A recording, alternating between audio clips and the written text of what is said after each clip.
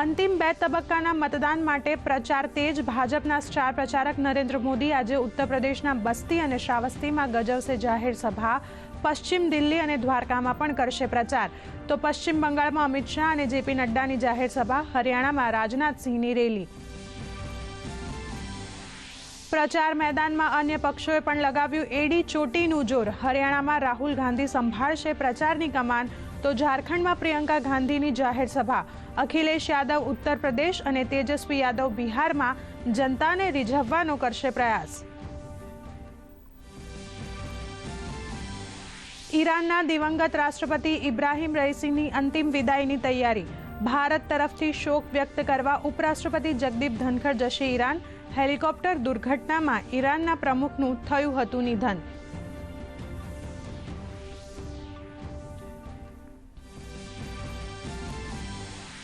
ઉત્તર પૂર્વના રાજ્યોમાં કાળઝાળ ગરમી। રાજસ્થાન, પંજાબ, હરિયાણા, દિલ્હી, ઉત્તર પ્રદેશમાં 4 દિવસ સુધી હીટ વેવની આગાહી।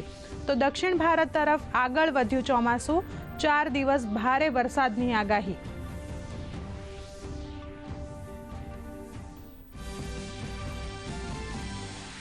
અગન ભઠ્ઠીમાં શેકાયું ગુજરાત। બનાસકાંઠા, મહેસાણા, પાટણ, અમદાવાદ, આણંદ, વલસાડ અને સુરતમાં હીટ વેવની આગાહી।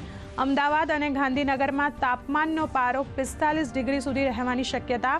અમરેલી, કચ્છ અને વડોદરા માટે જાહેર કરાયું યલો એલર્ટ।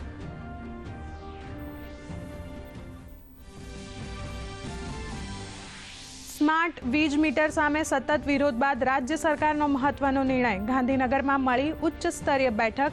ગ્રાહકોની ગેરસમજણ દૂર કરવા સ્માર્ટ મીટર સાથે લગાવાશે જૂના મીટર।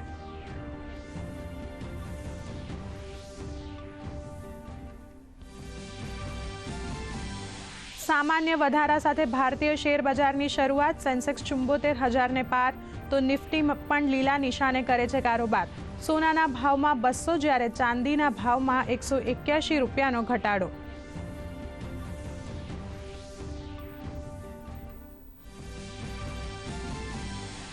આઈપીએલની ફાઇનલમાં પહોંચી કોલકાતા નાઇટ રાઇડર્સની ટીમ। હૈદરાબાદને 8 વિકેટે હરાવ્યું। એલિમિનેટરી રાઉન્ડમાં આજે રોયલ ચેલેન્જર્સ બેંગ્લોર અને રાજસ્થાન રોયલ્સ વચ્ચે મુકાબલો।